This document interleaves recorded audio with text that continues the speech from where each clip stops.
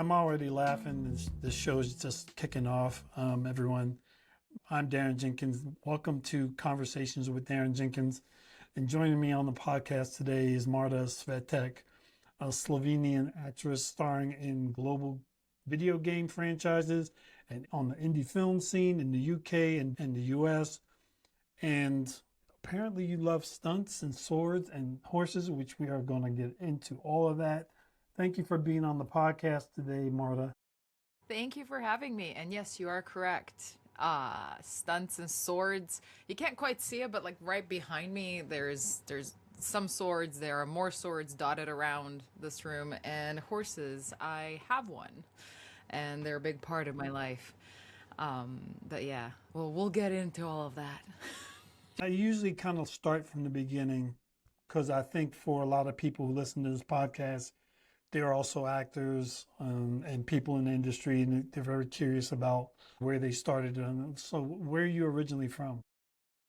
So I was born in Ljubljana, Slovenia. At the time, that was still part of Yugoslavia. So I have no active memory of this, but the Yugoslavia fell apart shortly after I was born, and it was pretty nasty war happening. Luckily, they kind of forgot about us. That's why I like to refer to Slovenia as the Shire from Lord of the Rings. It's tiny, it's green, people love food and hate change.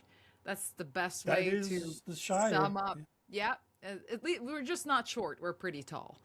But it's this weird little piece of land that's kind of in the middle of everything. Like people think Slovenia and Yugoslavia and they think Eastern Europe, and we're actually Central Europe. Like we're next to Italy. It's about 2.5 hours drive to Venice. Wow. It's 3 and some change hours to Salzburg, where The Sound of Music was filmed. Like we're right in the middle of it all. Oh, wow. You're And it like was central. a really interesting place to grow up in, because you're not only are you in this tiny little country, but you're exposed to lots of different cultures and languages just because it's so small. I like to tell people that if you get in a car and drive about 2.5 hours in any direction from my hometown, you're over the border. That gives you an idea of how small the country that I grew up in was. And so there are not that many well-known actors, lots of well-known athletes, Yeah. but not very many well-known actors from Slovenia because there's just not that many of us. So then how did film come into your purview? Honestly, Lord of the Rings. I always enjoyed kidding TV. me. Seriously, it has such a huge thing. By the way, this is Gimli's axe replica from the movie. I am a huge Lord of the Rings nerd. Oh, Me and the hundreds of millions of other people. But I remember specifically, I always enjoyed film. I always enjoyed performing. I was doing ballet, and also other sports and things. Very active kid. But I enjoyed this whole thing. I had a need to express myself through performance. And then when I was 11, the first Lord of the Rings movie came out, and I didn't see it in the cinema. My older brother, bought the DVD the second it came out and brought it home, and I watched it, and then I watched it every single day when I came from school for the next 3 or 4 months. mm, Something clicked because I watched all the extras, all the behind the special scenes features stuff. and Yeah. behind the scenes, and I'm like, it's the first time that I remember it clicking, the making of a movie. I understood the concept of an actor, but what the life on set and of an actor could be, and of it just being a thing that I could do, Mm. because in Slovenia, that's the other thing of a small place. There's not enough people to come see you, you know? Wow. That's the other thing. It's very, very hard to be a professional actor back home. Not impossible by any means. Right. Um, but there's not a lot of room, right? And so I was always politely discouraged Oh. from those ambitions. But not firmly, but like just Maybe really something else. Hey, maybe something else. I don't something know. with financial stability. Yeah, maybe something like a dentist or a doctor. Yeah, and my parents, having gone through the things that they went through, my both my parents are born in 1949, so they went through some very interesting times. And so I can't blame them for wanting stability, for prioritizing stability, like lower risk stuff. So yeah, so it was Lord of the Rings. It was Lord of the Rings that kind of flipped a switch. It was also the kind of movie I've always wanted to be a part of. That's still on the bucket list. And the kind of skills. It also flipped a switch for like, I could ride horses in a movie. I could fight with swords. I could do all these stunts. Right. In one way or another, the switches that this movie flipped, this trilogy flipped for me, manifested themselves later in my life, and I can draw that line directly. It's what initially inspired me to go down that road, and then as I went down that road, I was just like, yes, this is what I want to do. Uh, so first of all, you may be, and you may be the first person that's ever who's ever said Lord of the Rings was the inspiration behind them because like for the most part, I've heard like if I was doing like a survey of all the actors I've ever talked to, most of them will probably point, well, because I'm older. They would point to Star Wars, they would point to The Godfather, they would point to something with Julia Roberts in it or something. Yeah. So it's very an unusual. It's I've never heard anyone say Lord of the Rings. Did you? So I know you've seen the movies. Have you read the books as well, Yes, or you yes. have? I had read The Hobbit by the point I saw the movies. I did see the movies first. Like I said, it was 11. Yeah, yeah. So The Hobbit was more accessible to me, and then later on I read the books. And I read the Silmarillion.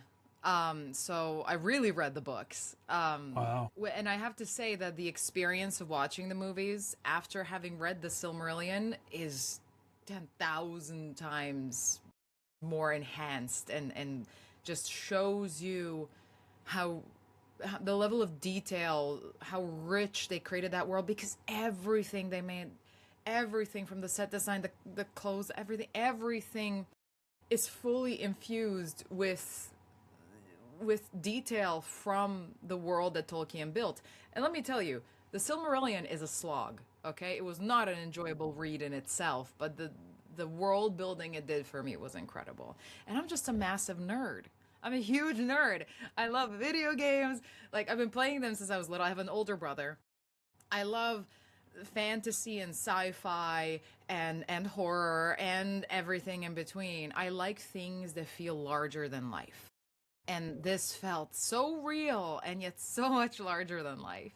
Yeah. God, there was another thing I was going to say regarding this. It'll come back to me. It's fine.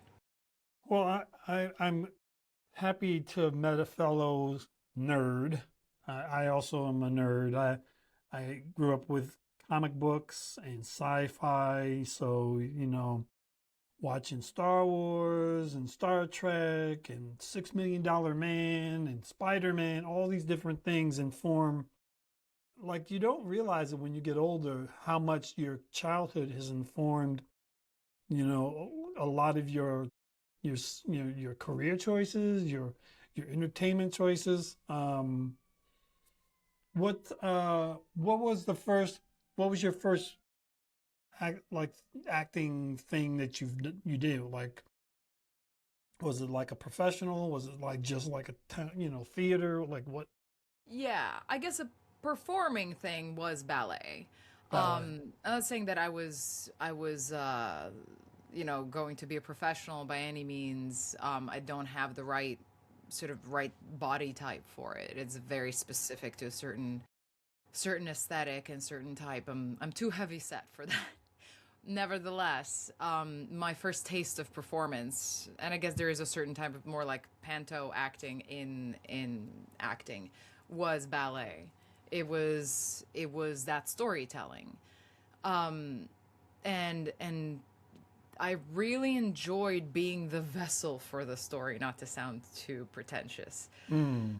um, and yeah, so it I found I always had joy in it. And then in high school, we had a few productions that I was a part of. Nothing like American level, because I know you guys go all out on some of these theater productions. We didn't Not as have much as that. the British, not as much as like the. I'm learning that we're kind of been lazy considering some of the European acting. I mean, professional theater, yeah, the Brits have it down. But Yeah, the high school theater, high school, yeah, sure. high Yeah, school, yeah.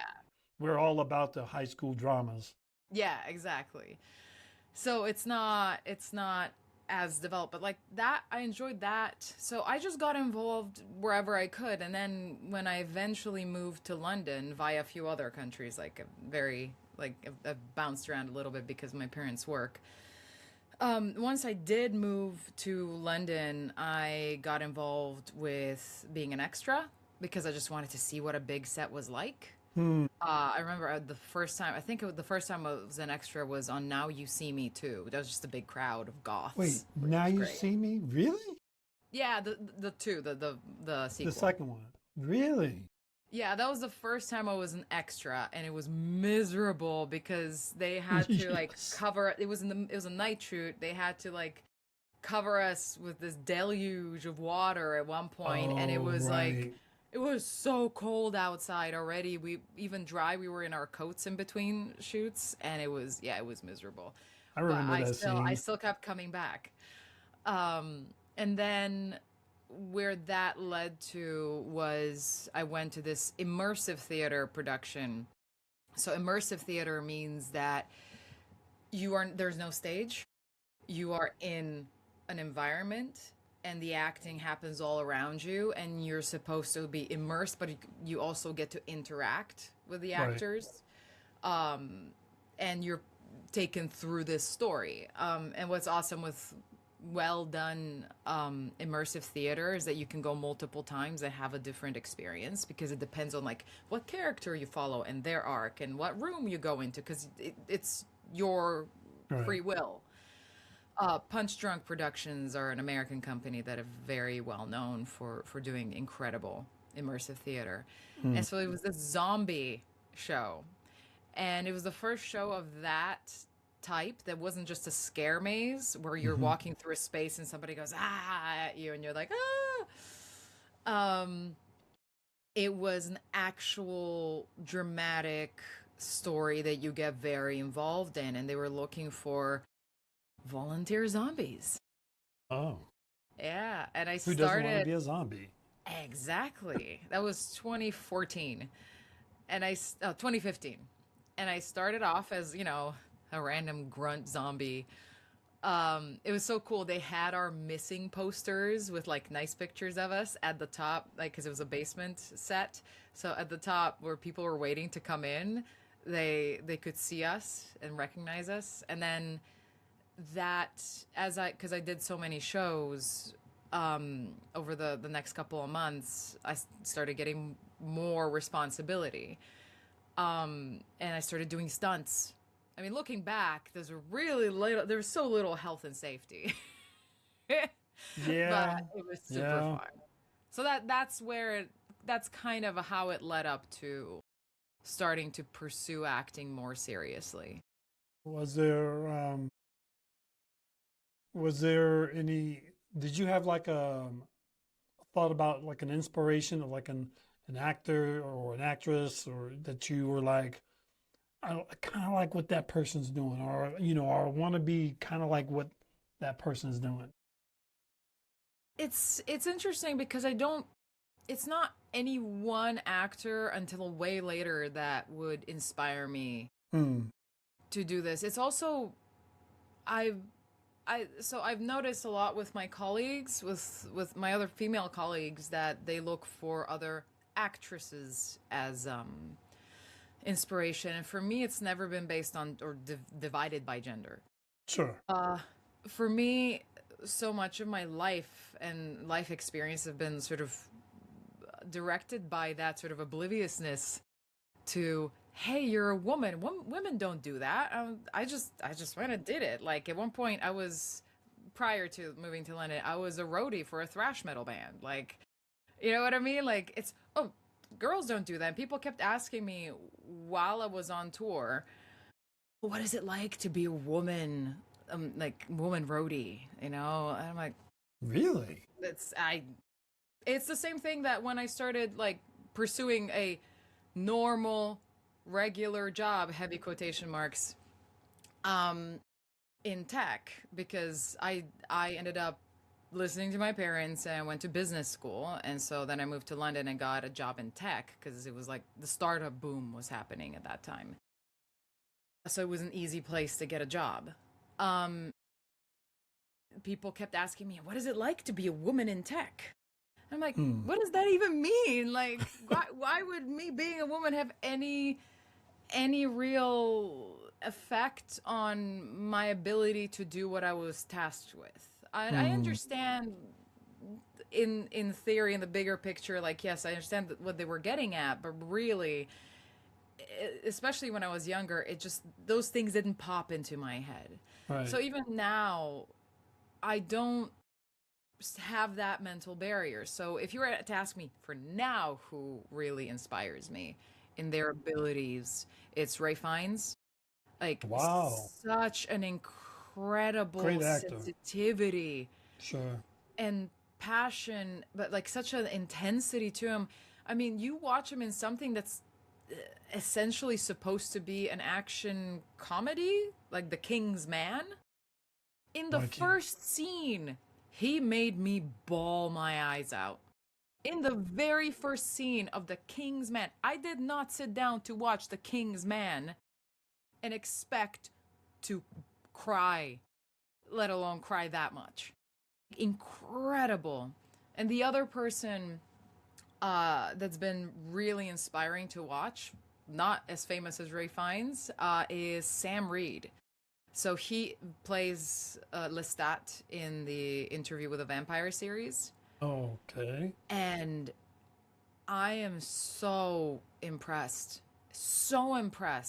by his versatility, by his command of the character. He sort of fully gave himself over to this performance, and that is really hard to do. To be that vulnerable, to let go to that extent, and yet to have such incredible skill from his accent work, because he's Australian doing this incredible French accent, to sort of the mood swings of this immortal vampire that's 300 years old. It's got 300 years of baggage. It's, imagine, right? That's a great, really... I never thought about that. Yeah, and the show is beautifully written, but had he not had that level of command of that character and that level of nuance in very difficult circumstances, that show would have flopped. That show cannot survive without a good Lestat. The entire story hinges on him. So it's like, I've just been like watching and going like, wow. Those are some things. This is a very long answer. I'm sorry. No, that was a great answer. Like, no one's ever said very fine. There's like, when you ask that question, a lot of times people, like, to your point, like, I think a lot of people kind of give you like people who you, I won't say this like stereotypes, but they're kind of like the same people all the time. And like you said, women will tend to like lean towards more like other women, which it's fine and all, but you shouldn't be limited to who you get inspiration from. Yeah. I mean, there are so many unbelievably talented actresses, like Olivia Colman. Hmm. Like, she is incredible. Like, in The Favorite, her and Emma Stone are, and Rachel Weisz in that they are, all of them. It's a master class Yeah. of acting, that movie. It's quite weird, but that's what it's supposed to be. Olivia Colman, like, is incredible. Like, that's a female actress that really inspires me. Mm. Really. Um Mm. there's a certain quality to that all these actors that I said have, that is an ability to really connect with something inside of you through the screen, um that really moves something. They move something. It doesn't have to be moves you or whatever, but like, there's an emotional hook in there through their vulnerability and Yeah. their commitment that makes you want to know what happens next. And ultimately, I feel that as an actor is my job. um I need to be able to connect with you as the viewer in a way that will pull you with me, that will make you care about the character. And it's not Right. always just on the actor, right? We're heavily dependent on the writing, the The edit, writing. Yeah. the Hmm. the The direction. direction. We can't see what's happening. We can just offer up what we're offering up. Right. Yeah. um but so it takes a village to make that fully a reality, but it starts with the actor. Yeah. That's kind of like that. What you just said to me is just like the perfect reason why I always tell people that, like, from soup to nuts on the production, everybody's responsible for the success of the project, and that's why it's very important as a producer, as a director, to kind of put together the team, that because any one failure along that chain can change the entire like a outcome of what happens on the camera, and even down to the acting. Because if something goes wrong behind the scenes and the actor's not in the headspace they need to be in, it carries in front of the camera, and so on and Yeah. so forth. Yeah, I mean, the movie that I have actually coming out on the 9th, this Sunday. I'm not sure when this episode's gonna come out. It might already be out. At least the So, premiere is there. The on demand distribution shortly will follow. Um, can you share what movie it is? so the movie is called Savage Prey. I was also an executive producer on it. I star in it. It was really one of those indie movies where everybody like pulls triple duty. We shot it with a skeleton Hmm. crew over in the Scottish Highlands.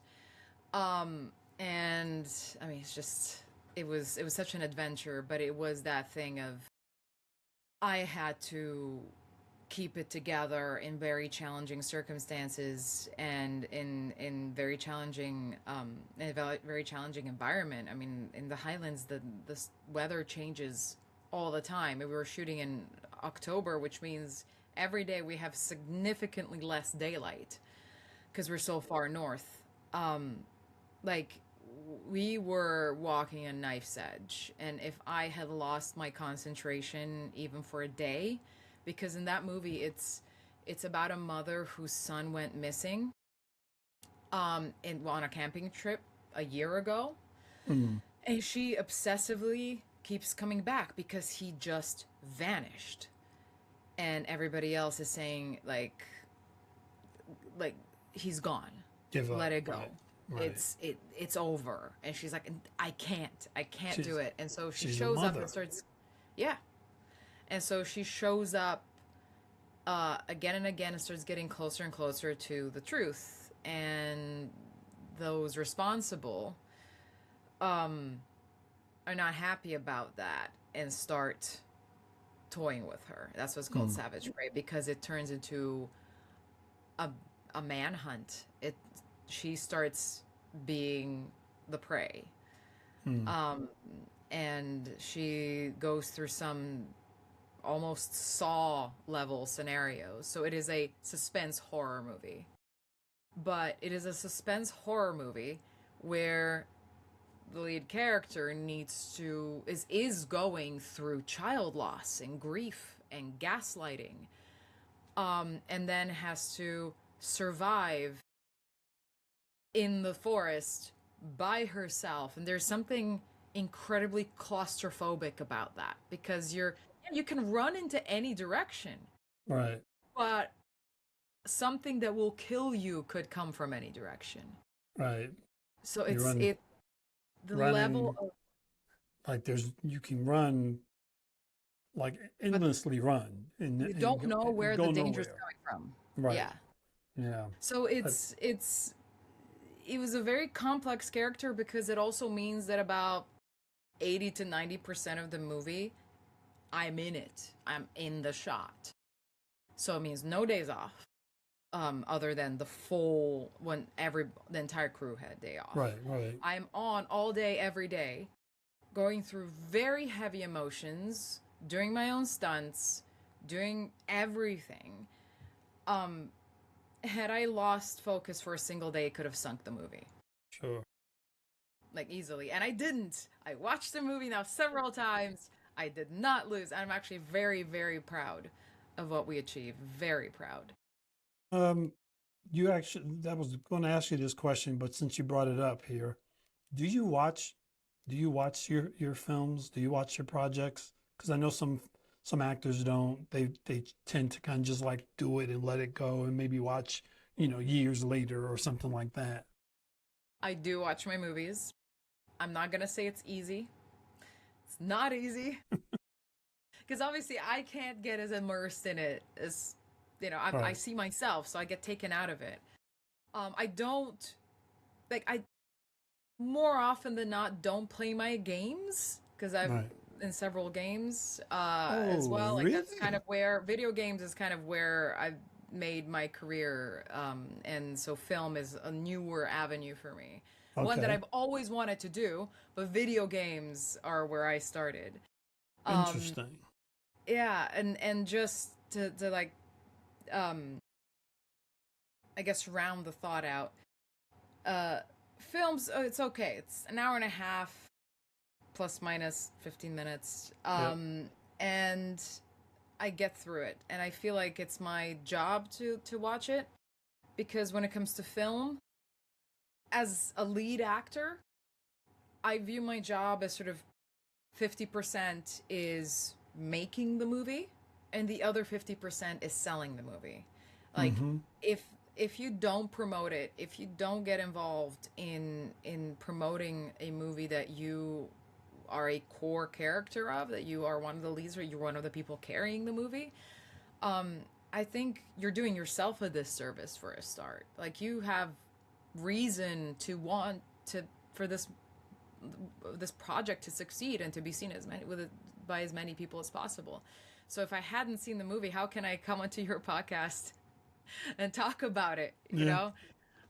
It makes it a little. I can, but it makes it more difficult for sure. Yeah. It Makes does my question. limit the scope of what you can talk about too, Yeah, because if you haven't seen any other performances or how the production ended up being put together, because it's one thing to be on the set and the other thing to see the finished product. Um, yeah. Can we talk? I want. So you might be. Wow, you have a lot of firsts here today.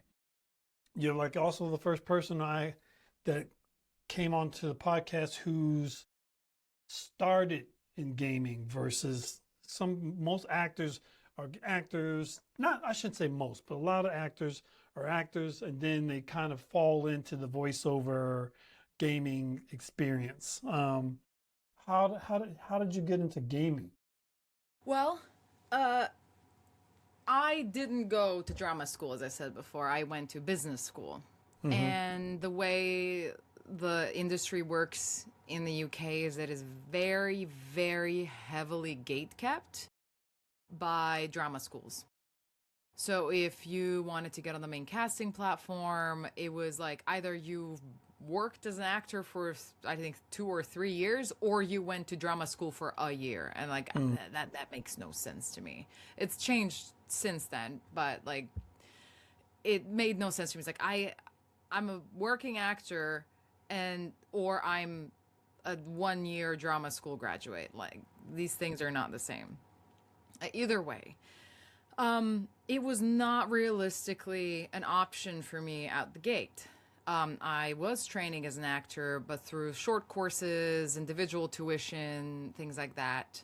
Sure. Coaching, because I had a full-time job as well. I couldn't go to full-time drama school. And I'm very happy that I didn't, actually. I think drama schools are not for everybody. Yeah. I would argue against it being worth going there for 3 years, because acting's more of a muscle.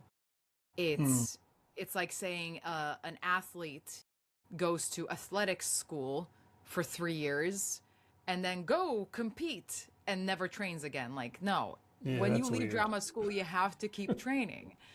Yeah. So the other side of it, because again, I'm a massive nerd. I play a lot of video games, or at least I used to. I'm a little like tight on time these days, but I still play.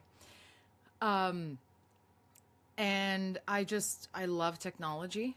I build my own PCs. I just, all of it was really cool. So I was like, well, I want to be in video games. Like, if I can be, I want to be. So there's 2 ways: voice or motion capture.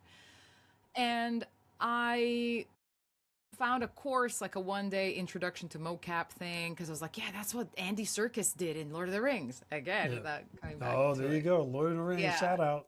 And it was a bit of a planets aligning thing. Around the same time, I also went to this voiceover conference that sadly no longer exists, called Get Your Game On. It was all about voice acting for video games. I met a lot of very core people to my career at that event as well. This was all in the same few months. But it turns out I was very sporty as a kid and had some martial arts skills and all that.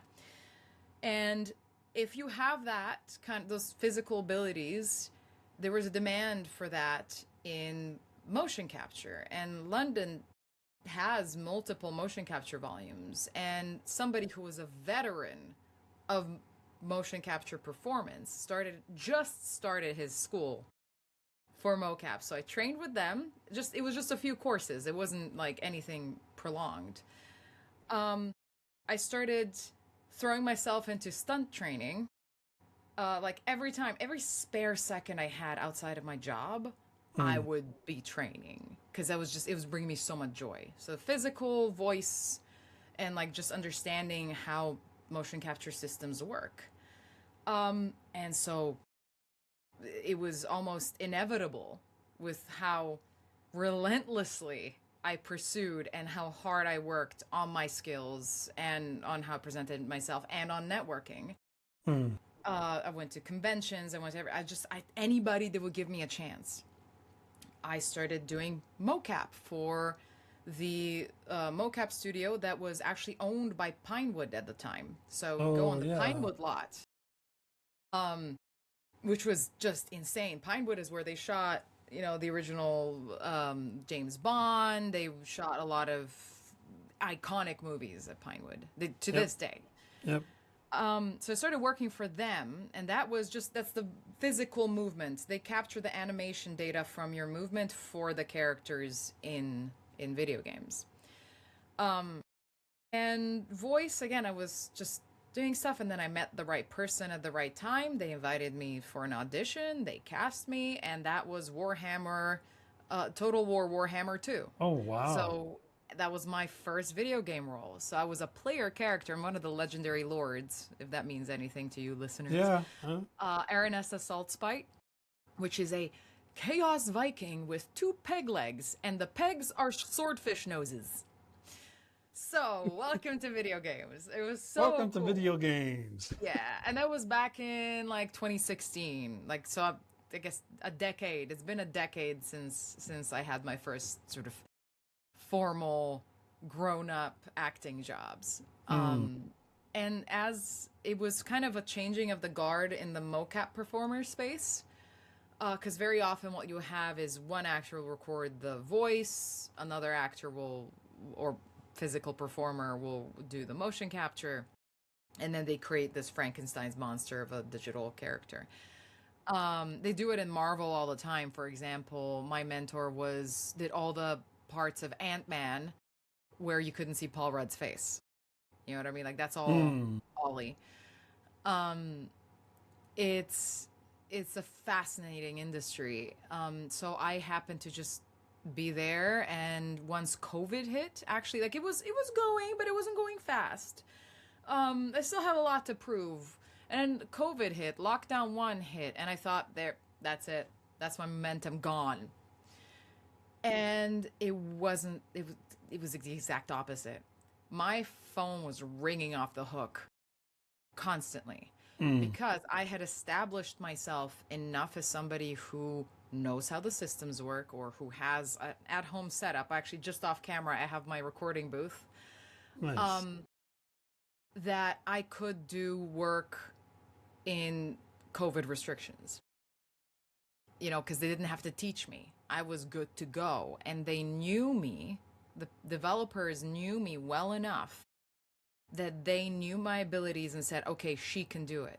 Because they didn't have time anymore. They needed to get stuff done. They didn't have time for prolonged casting processes. They didn't have, you know, they couldn't be picky. They just said, she can do it. She's there and she can do it. And so I did. Wow. And everything changed. And by late 2021, Five Nights at Freddy's Security Breach came out, which was the title that kind of changed my life, really. It was hilarious. I had Battlefield 2042 and Five Nights at Freddy's coming out the same month, like within a month of each other. Battlefield 2042 being one of the most anticipated, highest budget games of that year. And Five Nights at Freddy's Security Breach being an indie game done by about 35 people. And Five Nights at Freddy's was the one that just went gangbusters. It was like insane. Yeah. It was a tsunami of attention. Wow. So yeah, it's... I know the movies were like... I just saw the latest one that came out this summer. Yeah, no, the movies, it's crazy how it's grown. Yeah. Because I remember watching Markiplier and PewDiePie, those two iconic video game YouTubers, play the first one. And I did try playing the first one, and then practically gave me heart palpitations. It's one of the most stressful games I've ever played. And I was really bad at it.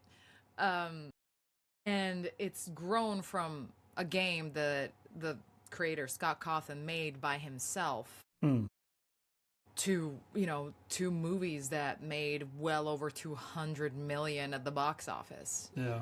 The fandom is amazing. It captures something that people want more of.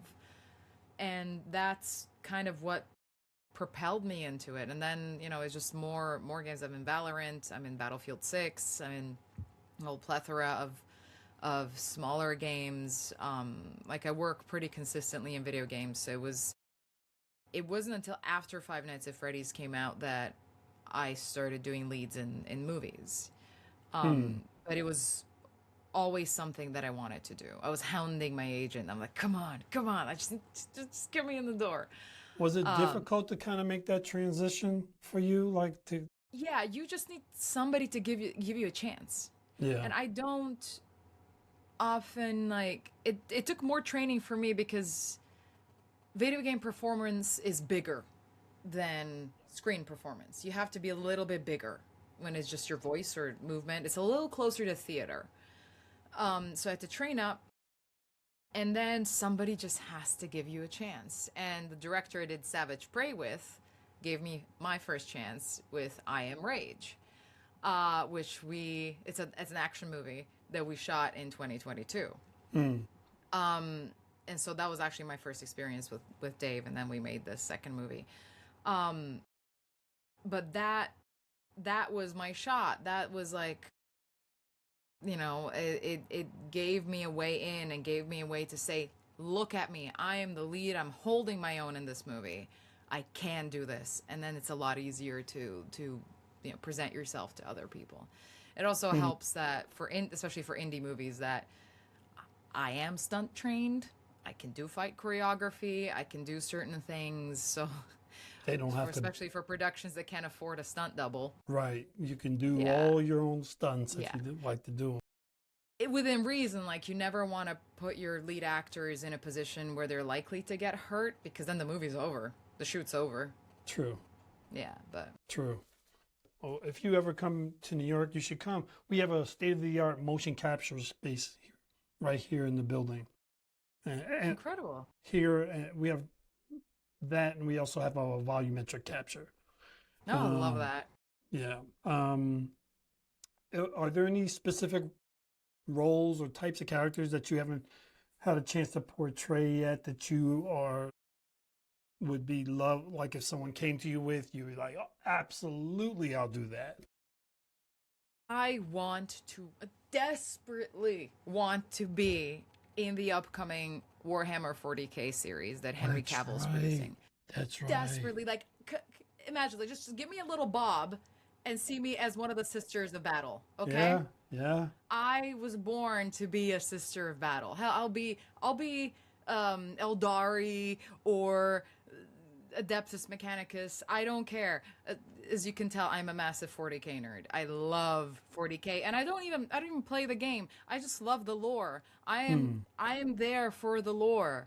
It is an incredible vehicle for storytelling, and I desperately want to be in the 40K series. Honestly, that would be an absolute dream come true. That's what's occupying my mind right now. There are others, but that is like top of mind right now. Like, Henry Cavill, if you're listening, call me. Like, not for any weird reason. I'm married. It's fine. Just please, I need to be in get this her on show. Well, let me tell you, this show is good luck. We've had a fair amount of people who have spoken things to power, and it's happened. So I'm not going to say he's coming, but just stay near the phone. Yeah, my agents are probably sick of me begging for a 40K audition, because I am just I desperately want to be part of that show. Yeah, you gotta if you want to, if you really want something, you've got to speak it into existence. Yeah. That, and like, I have a little mantra for me in terms of my career, and like it's proven true and helps to keep me going in harder times, and that's, nobody says no to me forever. Oh, nice. They might say no right now, but I'll get them. I'll get a yes. That's I'm the way you gotta be. Because if you just sit back and wait, it's that's Like, I don't believe in obsessing, but I believe in perseverance over time. Well, and I believe in working on yourself. I believe in like improvement, so that if an opportunity does come, you're ready. How do you speaking of that, when it comes to auditions, how do you prepare? Is there any kind of rituals that you have to kind of get you into character? Or it depends on how much time I have for the audition for a start, because this week I had something that came in that was like, yeah, we need this by tomorrow morning. I'm like, okay. I don't have any kind of elaborate preparation rituals. Sometimes, especially if it's a video game audition, I might play music in the headphones that I feel is reminiscent of or representative of the environment that the character's in. That is a big one that can help if you're struggling to find the right tone for your performance. For self-tapes, it's more, I need to answer the questions. I need to identify the questions in the script that the character has, the questions, the obstacles, to find the rhythm, because you can't start at 10 and then finish at 10. You have to go from either from a 10 to a 5 or a 5 to a 10. Like, you need to have a somewhere to go. Right. So what does this character want? What are they trying to achieve in this scene? What are they trying to get past? What is going against them in the scene? What is keeping them from achieving what they want to achieve? Where are the things where there's a change? I need to answer all these questions. So it's basically script analysis. Right. And then my emotional preparation goes from there, but usually it's just sitting in that moment for a little bit and letting the words guide how I feel. The biggest one is during the tape. Let go. Let go. Don't think about things. Don't choreograph. Don't say, oh, but she should be moving her arm here, or she should be looking over there then. Let go. Learn how to let the feeling come up and just expressing it. Right. Let the feeling come up and just express it and see what happens. We're not shooting on film, Right. right? So what's the worst that can happen? You do another take.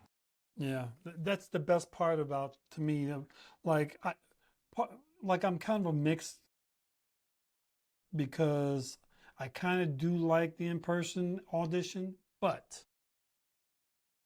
the tape audition is great because I can do many takes. I can experiment a little bit. 100%. Depending on how much time you have, but you can just be a little bit more experimental on certain things, which I think comes in handy sometimes. That's one thing I still struggle with, actually, because my career took off during COVID. I haven't had that much time to get used to in-person auditions, so they still terrify me. So, like, I've been doing like workshops and things to minimize that, to mitigate that. Like, there's always something to improve. But yeah, in-person auditions is something I still don't have like 100% of a handle on. Like, some people are like, yeah, it's the easiest thing. I'm like, Yeah, no, it's different when that's someone's scary. looking at you doing something, you know what I mean? Yeah. And they're deciding on the spot whether they want you or not. Right. Yeah. It is, yeah. I'm used to it for coming from the comedy world. You know, we do a lot of in person, especially if you're doing sketch comedy. It's very much in person for a lot of times, but not so much after COVID. COVID has been mostly like, just like everyone else, like, get your camera out. It's time to start audition. You know, so We're a one-person production house, honestly. Like, having to set up the lights and the backgrounds and the whatever. yeah. Like, and it's You like, do. oh, it doesn't matter. No, it does matter. It definitely matters. In the beginning, like when I first started doing like the tapes, and I didn't like play around with the lighting, do like the backdrop, and you know, it was like, it looked You just terrible. don't book. Yeah, no one's calling you for you taking a shot of yourself in the bathroom. It's very, you know, polished now. So, personally speaking, I've always wanted to do voiceover. I so want to be a bad guy. I want to voice a villain so badly, you know. What would you, if for somebody who has never done voiceover, what do you think are the top three things you should kind of concentrate on before, you know, putting yourself out there? I mean, it depends on what part of voiceover or voice acting you want to do. Like, is it animation? Is it video games? Is it Is it very commercial? different? Very different. Like, do you want to do audio dramas or narration or anything like that? So anything to do with acting, like that is audio drama, video games, animation, things like that. You focus on the acting just like any other. You first develop as an actor. I meet a lot of people at conventions that say, "Oh, I can do this great imitation, or I can do this character," and that's not what voiceover is. Right, Like voice that's acting. mimicking, right? I mean, it's more mimicking. Exactly, that's imitation. And so they think like, "Well, I have a good voice," right? It's like, yes, but there is no such thing as a objectively good voice. There's not like, oh, this is it. it's the acting. The voice comes after. Your decision of what kind of voice to do comes very naturally from the character choices you make, and you learn to make character choices when you're trained as an actor. Right. So that's first and foremost. And second is you don't need the fanciest setup in the world. You can do a lot, but you will need a home setup. So I started off with a all-in-one setup. Like I had the microphone, the headphones, and the interface, all set up for $200 off Amazon. Sure. And then I put it into my closet because I only had my bedroom. I was renting rooms in London, like, and it's not like I had space. Right. So I put that in my closet where there's clothes, and like put towels and like sheets and stuff. I made like Soundproofing. fancy the pillow fort. And just recorded from there. I did several jobs from there. You know, like you can do a lot with that. Is it the most comfortable? No, it's not. But when you're starting out and you don't want to sink thousands into your setup, you absolutely don't have to, especially for an auditioning space. Absolutely fine. I mean, to this day, when I'm traveling and they need me to submit an audition, I literally in my hotel room will put my laptop onto my bed, sit on the floor, just so it's like on roughly eye level, and then Right. throw the duvet over my head and over the computer. And that's how I do it. I did an entire trailer for not Security Breach, for Five Nights at Freddy's The Ruin DLC. I did the trailer for that from under a bed sheet. You know, so you can do a lot, but you will need a professional grade microphone. It usually will cost you sort of around $100, and learn how to use that. And the third thing is be part of the community and go meet people. There's, depending on where in the world you live, it might be a flight, it might not be. Like I know that there's a conference called That's Voiceover in LA. Usually sort of November, December, because it goes with the Voice Arts Awards. That's a good starting point. You'll meet a lot of other voice actors. You get a lot of great advice. You have chances to learn, find coaching. You know, you'll need a coach or somebody to teach you. You don't need the, $2,000 a month coach. You certainly do not need that. I think that is a big fallacy. Like, oh yeah, if you spend this much and then we'll cut your demo when I decide you're ready. I think it's a bit of a scam, but tends to be how things are done in the States. I don't personally believe in that being worth it. In Europe, it's a lot more sort of like you do a workshop here and a workshop there. A lot of workshops are available online. Most of them are online, actually. But go do them. Go, no matter how. You don't have to be good in them. You don't have to be experienced in them. The whole point there is to go there and learn, and the person there will know you exist. The biggest problem is an actor is letting people know you exist and what you can do.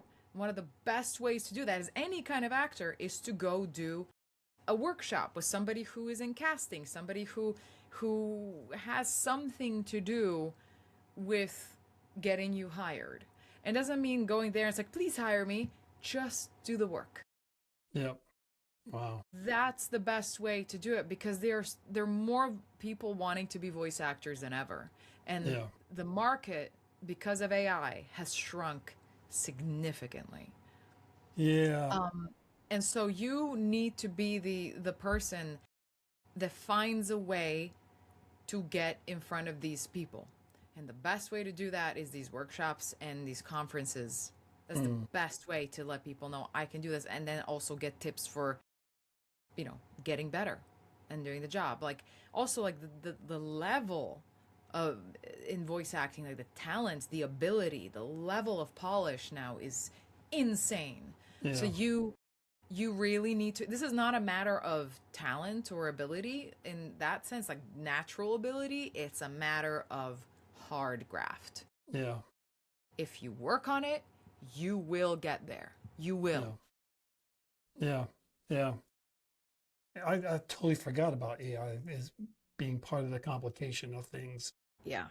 especially in voice. So I think that it goes back to what you originally said, which is start from the acting, because there's a difference between having a good sounding voice and someone who can take that good sounding voice and emote it in the Yeah. proper way. And there's no, especially for animation or for especially for video games, there's no standard good voice. Right. They want things that are grounded and interesting. That's why I say it's a little bit different. For example, if you're going for animation, or even for something like anime dubbing, you need to have a huge performance. You need to be very big. You Yeah. usually need to have good comedic timing, depending on the production. Yeah. If you're going for video games, they want like less is more. It's closer to screen acting. It's nuanced. It's subtle. It's grounded. Um, so they very rarely want this sort of big caricature kind of thing. They want you to really be very real. Right. And they want something that sounds interesting, something that sounds authentic. That doesn't mean, you know, great radio voice. They actually usually veer away from that. They Yeah. want voices that sound real and grounded and natural. That's what they want. Mm. If you want to book a lot in video games, also just learning accents is a huge boon. Well, you have a couple of projects coming out this month. I Can do. you share some more about what we can look forward to? Yes, so Savage Prey is coming out, has got its premiere on demand on Sunday, the 9th. And then within a few months, we don't have an exact date yet, it should be out on demand as well. And if you want to be the first to know, just follow me at Martholio on any platform you wish. And then the other one is called The Death of Us and is premiering here in London at Fright Fest, which is the biggest Oh, horror Fright Fest. festival, Yeah. in Europe. And it is my friend Annabella Rich's directorial debut. Annabella Rich is known here in the UK as a scream queen. She knows horror, and we worked on another movie called St. Patrick's Day Massacre together. Mm.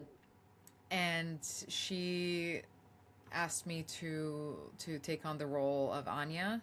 I'm not gonna spoil too much. And it was a very cool project to be a part of. That's on the 29th. Tickets are available still. They're about 70% sold from what I saw last.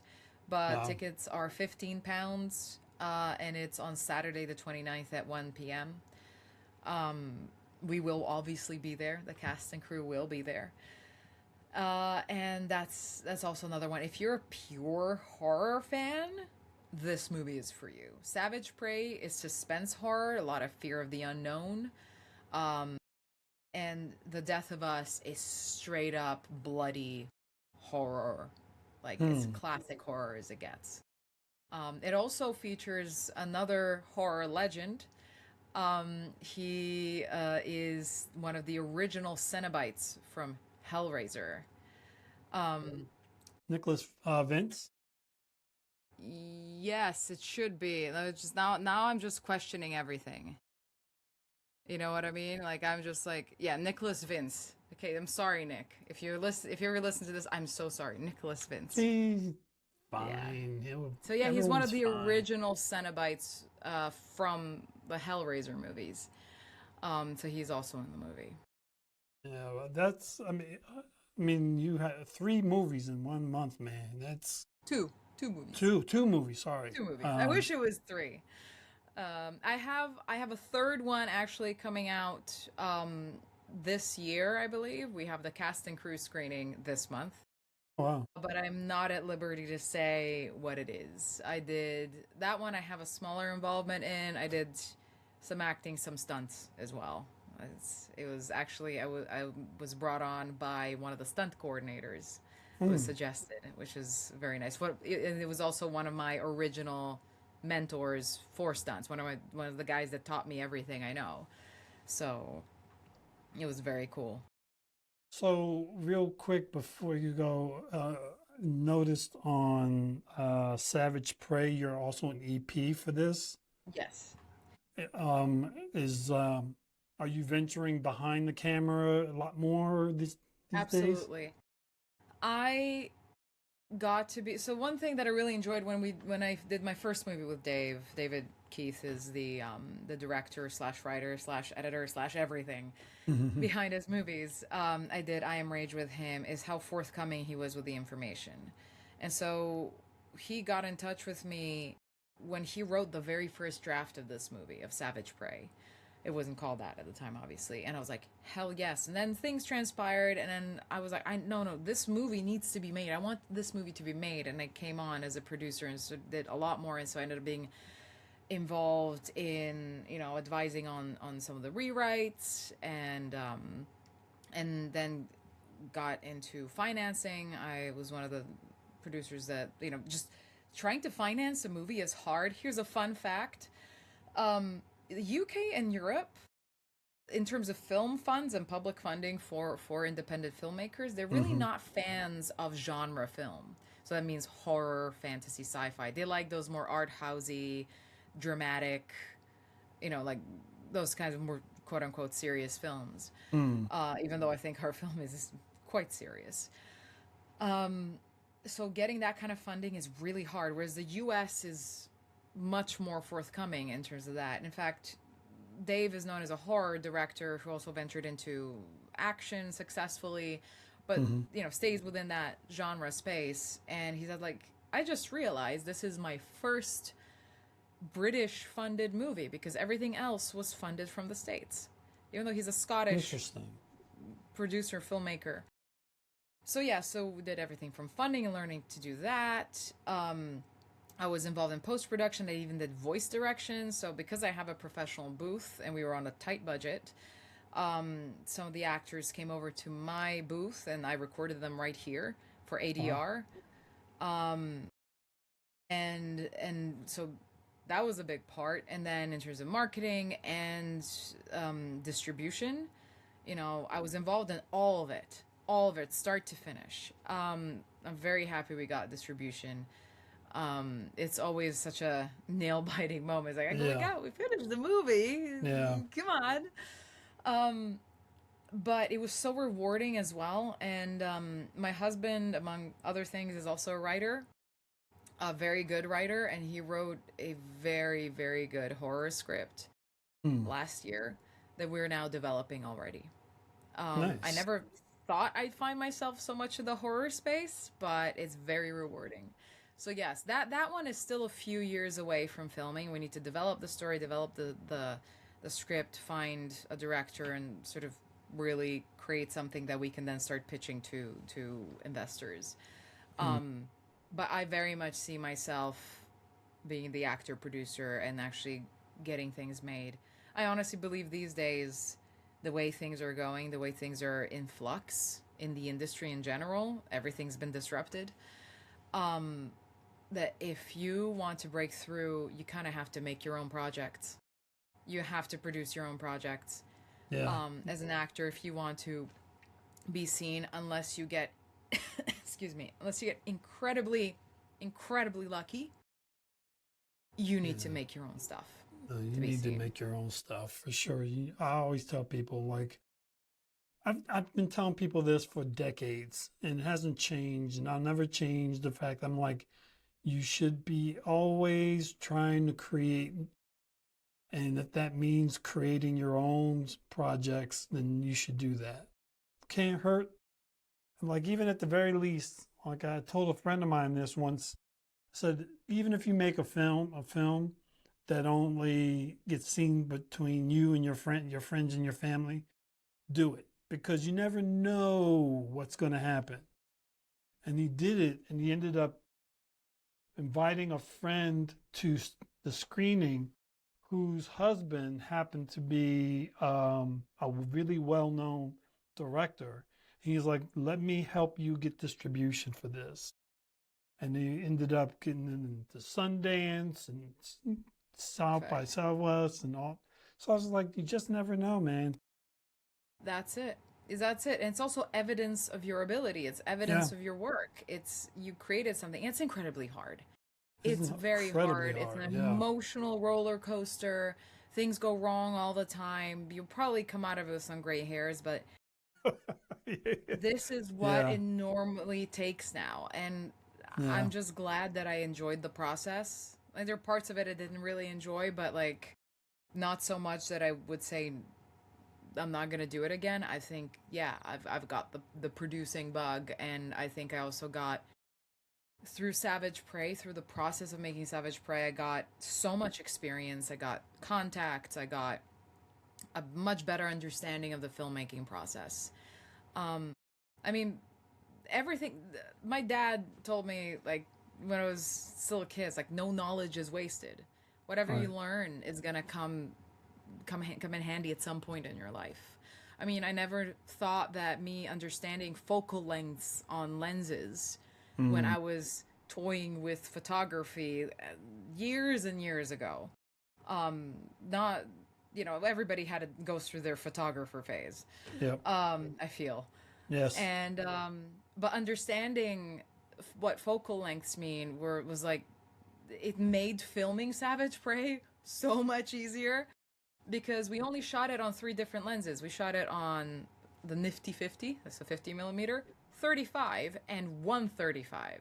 Uh, 135 is an interesting lens for you cinematography geeks because they don't use it anymore. right. Almost never. And yet, classic movies of the 70s, 80s, and 90s used usually nothing but the 135 for close ups.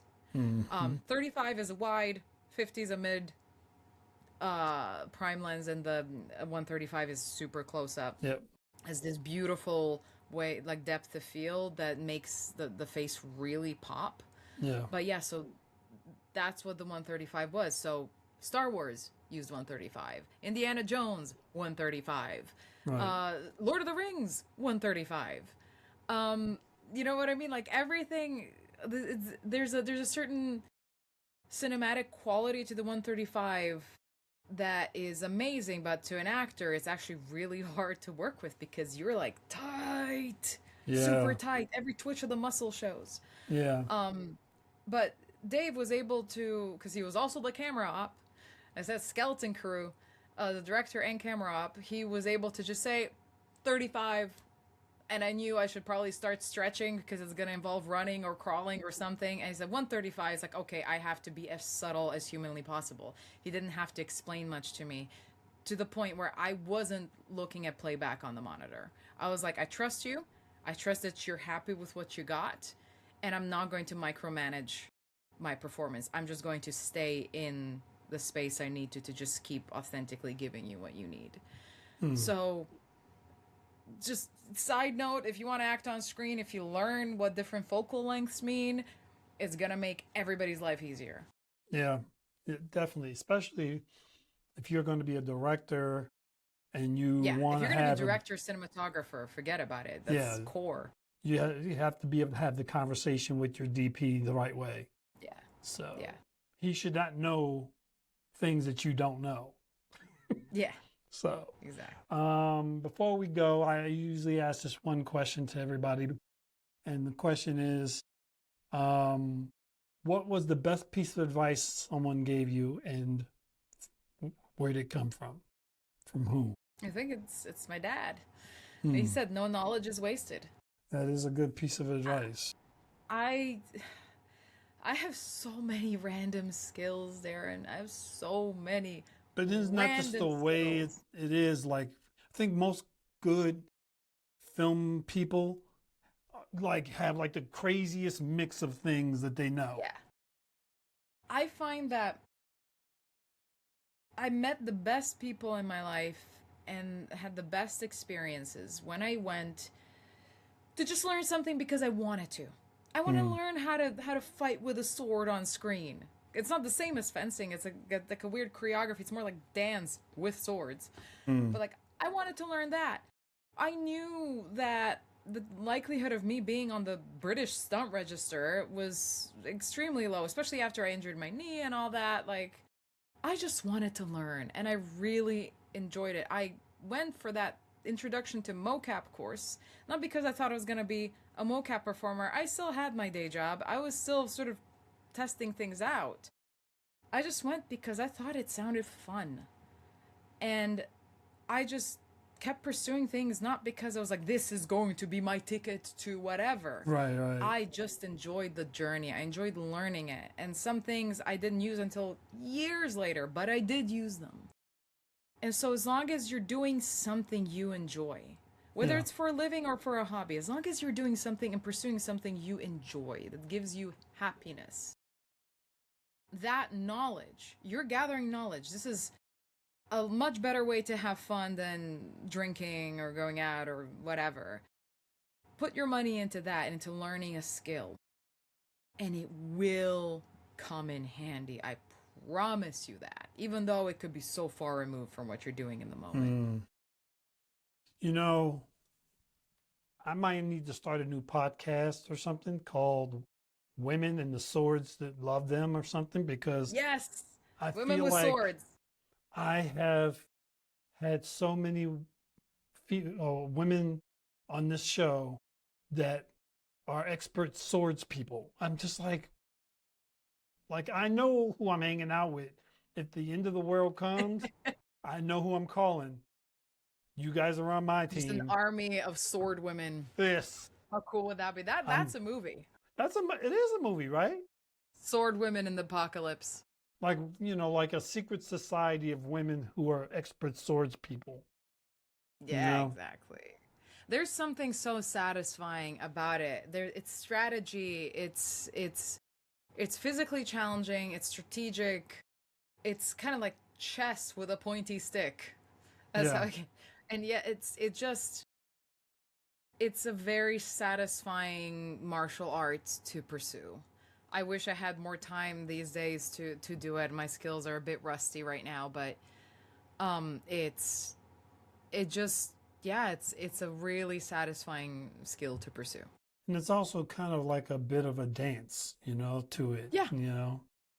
It depends. If you're doing HEMA, then you're studying the manuscripts and you're trying to outwit each other. Right. Or if you're doing sport fencing. Right. If you're doing screen combat, then it is a full-on choreography. Obviously, everything is pre-agreed and then it's acting it out. But it's still very physical, and you know there is a risk there, and it's really fun. And we've talked about all except for the horses piece.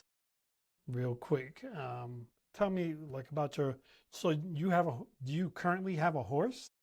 I do have a horse. I have a stallion. Oh. Who couldn't be farther from the archetype of a stallion if he tried. He's more like a golden retriever. He's getting a bit old now. He's an old boy. But no, I have been a horse girl since I knew what horses were. It took up until I was 11 for me to finally badger my mom into letting me have my first lesson. So I had my ups and downs with it. And then I turned 30 and I was like, what am I waiting for? This has been a dream my entire life, to have a horse. So I did. I rode before, but I wasn't competing. I didn't have that sort of like, oh, I grew up with horses. I clawed whatever contact with horses I could have, as often as possible. And then I also had a really bad fall when I was a teenager, which kind of put me out of commission because then I had something akin to PTSD where I would like panic around horses. So I had to work on that. But you know, a horse girl never gives up. And so since then I've been incredibly privileged because I found a really cool community here of historical riders. So people it's like HEMA on horseback. HEMA is Historic European Martial Arts. Right. And so they studied like the 13th and 15th century manuscripts. They have full suits of armor, and I don't, because one suit of armor is like 20 grand. Yeah, like if you want those proper museum replicas, yeah, because they're made by hand. Wow.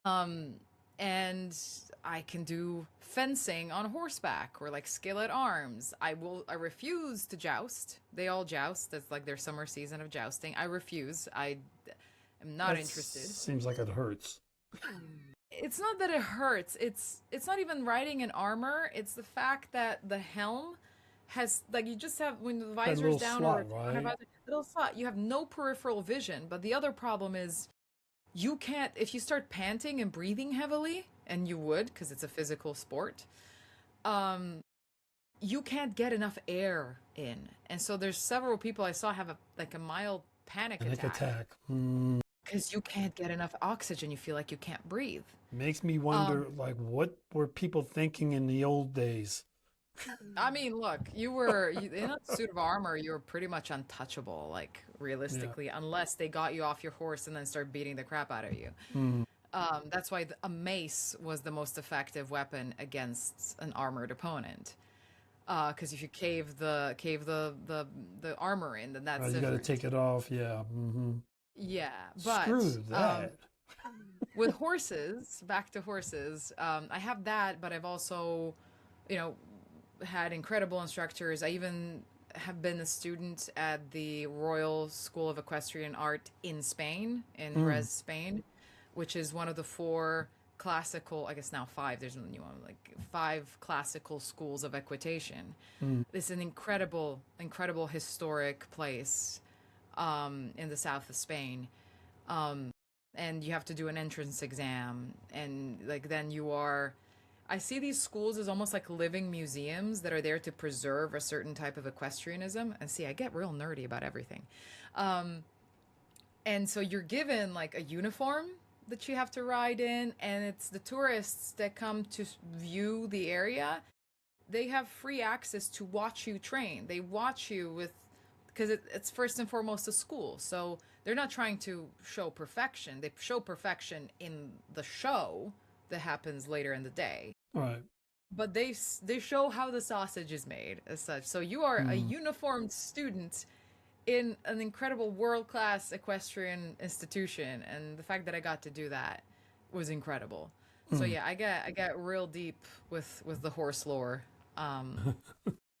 But yeah, so I had another stallion as well that is now living his best life with a mother and daughter, where he is essentially a therapy horse. So basically I had 2 stallions, both from Spain, and the other one just already came to me as a bit of a rescue case. We were just trying to show him that life isn't just pressure and horrible things.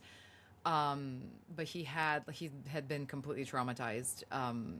And so we rehabilitated him, took all the pressure off, and then he showed us this incredible personality and incredible sensitivity and empathy with humans. And to be honest, both my horses are incredibly empathetic. And so that horse had then been sold to this mother-daughter share, and he's basically living his best life because he doesn't have to work very hard. He just has to be there and receive pets and treats, and which is what he deserves. He had a rough start in life. But yeah, he is hilarious though, because he is straight up like Maximus from Tangled. If you had seen Tangled, the white horse that knows what he wants at every minute of every day, huge personality, and he looks like that. He was a big, beefy white stallion. Wow. Yeah. Beautiful. That's stunning. Amazing. Well, so that's the horse part. You have in New York, actors usually will put "I can ride a horse" on their resume, and they cannot ride a horse. You have surpassed that situation. Yes, I can actually ride the horse. Here's a fun film fact. For a while, I was actually riding with Steve Dent Stunts, who provide all of the horses on this side of the pond for Netflix productions. Oh, wow. So I rode the horse, like I was doing little schooling sessions with the horse that, for example, Liam Hemsworth is riding in The Witcher. I rode the horses that you see. That same horse was painted blue for Wicked. I rode the same horse that called Jack that Jonathan Bailey loves. That he's in Wicked and Bridgerton and all that, you know. So Jack, the Frisian cross.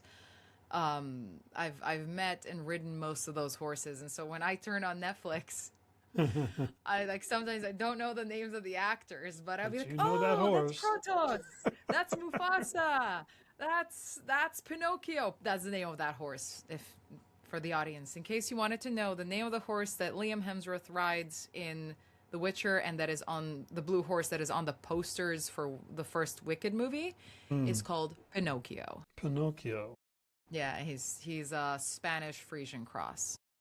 That's cool. And also, that horse was ridden by Chris Hemsworth in the Snow White and the Huntsman. And I didn't reconcile that because I was like, that horse was black. And Pinocchio's white. And turns out that Chris loved Pinocchio so much, they dyed him black for the movie. Oh, really? Yeah. They dye horses? Well, Yeah. doesn't Well, seem technically, good. in The Witcher, Pinocchio has a black mane and tail, and that's dyed. He in real life, he has a white mane and tail. Wow. Movie magic. well, movie magic, I guess. Yeah, there you go. Well, this was amazing. You have, yeah, your resume is incredible, Yeah, and thank you. your career is just like, I feel like you're just like on a sky. You're just rocketing right now. I'm hoping it's constantly moving things forward. I hope that I can get into like a bigger studio project like 40K. That would It's be a dream coming. come true. And sorry for all coming. the tangents. I can't No, give a simple no, this answer is to great. anything. You kidding me? This was amazing. This was absolutely amazing, and I'm so excited about what you're doing. And Thank you. you know, I hope. Do you think Savage Prey will make it to across the pond to the U.S. at No, some so the point? premiere is in the U.S. Premiere It is is. actually geo-locked to the U.S. So if you want to see it, Awesome. tickets are $10, and it's on demand. It's a virtual premiere at Popcorn Frights Film Festival. It's Awesome. this Sunday, and then when you buy the ticket, you have 48 hours to watch the movie. Well, that's awesome. You know what? I'm going to do something I haven't done in a while. I'm going to actually release this podcast on a Saturday so people have this this information. Thank you so much. I really appreciate that. That's Yeah. really sweet of you. Yes, it's please watch the movie and please vote if you like it. We'd love to win some Audience Choice Awards if possible. So, Yeah. yes, we're very proud of what we made. We hope you enjoy it. You should be proud, and I'm so thankful that you came to come back anytime you like. You know, if you I will have a come new- back anytime you ask me to come back. That's gladly. amazing. Yeah, because we love. I'm a nerd. I like talking games, and video and music. We can and, do a video game episode happily. Oh, you don't get me started. I will. We have I a will. we have a giant 50-foot LED screen in this building, so Look, we're always just gonna playing do a games. Twitch live stream. That's all I'm There hearing. It's a you go.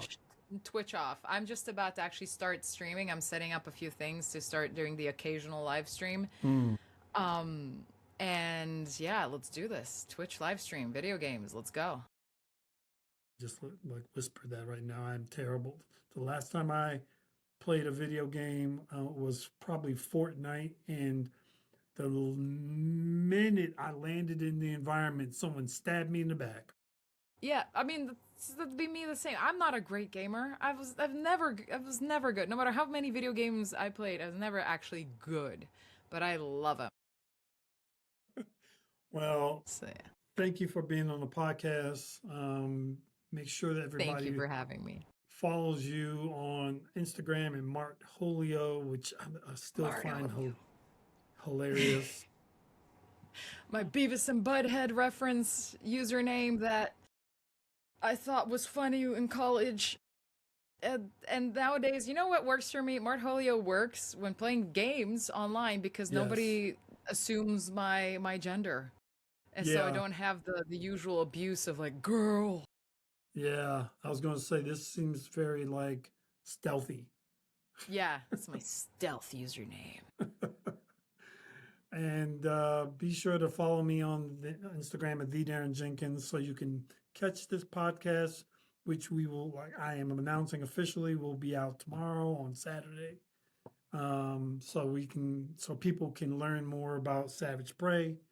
Um, Marta, this was amazing. Thank you so much for being on the show. And again, Thank we're gonna you. do that gaming thing for sure, We're 100%. doing it. We're doing it. Look, I'm ready. I'm ready. Whenever you're ready, I'm ready. Let's do this. Amazing. All right, everybody, stay safe. We'll see you on the next episode. Until then, I'm Daron Jenkins, and stay cool because it's pretty hot out there right now. So take care, Yup. everyone. See you later.